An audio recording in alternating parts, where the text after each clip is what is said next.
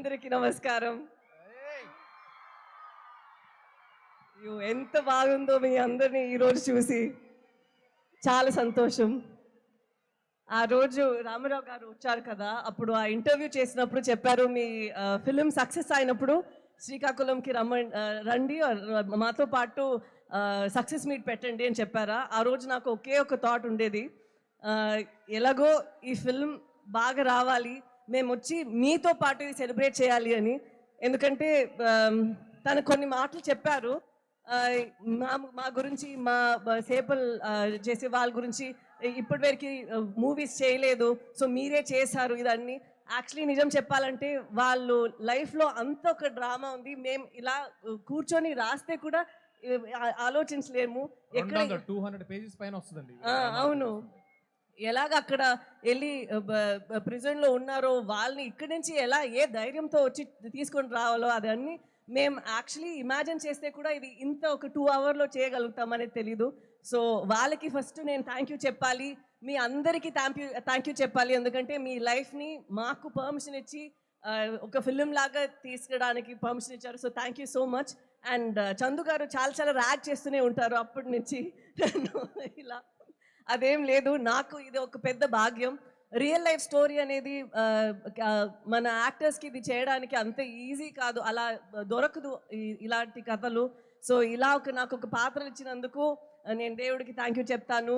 ఇలా ఒక కథ నేను చేయగలుగుతాను అని మన కార్తిక్ గారు, చందుమోహన్ రెడ్డి గారు, బన్నీవాస్ గారు, అరవింద్ గారు అందరూ అనుకున్నారు. సో అది నాకు ఒక పెద్ద భాగ్యం.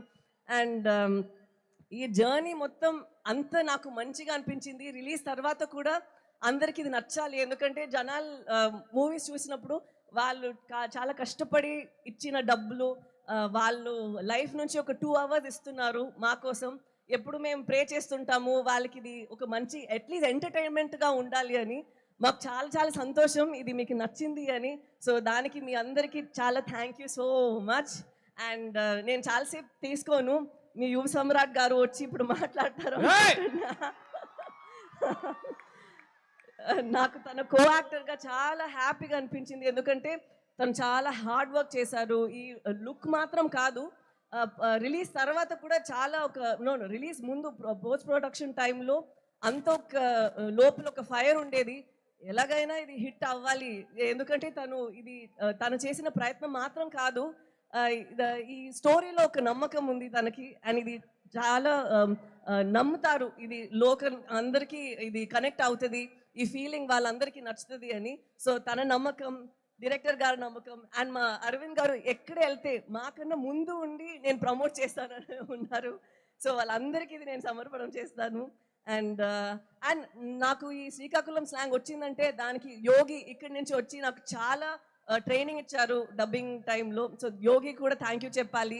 అండ్ ఇప్పుడు జనాలందరికీ థ్యాంక్ యూ సో మచ్, ఈరోజు ఇక్కడ వచ్చి మాతో పాటు ఈ సక్సెస్ మీట్ని ఇంత బాగా నడిపిస్తున్నందుకు thank you so much. Thank you so much Sai Pallavi గారు.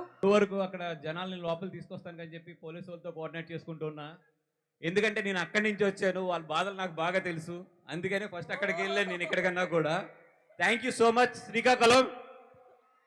నాకు 2 రోజుల క్రితం చెప్పారు ఈ ఊరు వచ్చి మీ అందరినీ కలుద్దామని చెప్పి. 2 రోజుల టైం. నేను పొద్దునంతా కూడా అంటున్నా 2 రోజుల్లో జనం ఎట్లా వస్తారు అంటే ఇక్కడ ఉన్న లోకల్ వాళ్ళందరూ కూడా మీకు శ్రీకాకుళం వాళ్ళ గురించి తెలియస్తారు, మీరు పెట్టండి ఫంక్షన్ వస్తారు అన్నారు. నిజంగా నేను చూసి ఆశ్చర్యపడుతున్నా ఈ జనాన్ని. ఇక్కడ ఎంతమంది ఉన్నారో పాపం బయట గేట్ల దగ్గర దీనికి డబల్ ఉన్నారు జనాలు. నిజంగా థ్యాంక్ యూ శ్రీకాకుళం, ఇంత షార్ట్ టైంలో మీరు ఈ సినిమా మీద చూపిస్తున్న ప్రేమకి. ఎందుకంటే ఈ కథ ఇక్కడే పుట్టింది, the story belongs to this land. And D Machileswaram ఒక్క చిన్న ఊరు మీ పక్కన, శ్రీకాకుళం పక్కన ఉన్న ఒక్క చిన్న ఊరు ఇండస్ట్రీలో ఈరోజు పెను సంచలనం సృష్టించింది. Thanks to the D Machileswaram and అక్కడ ఉన్న పీపుల్ అందరికీ.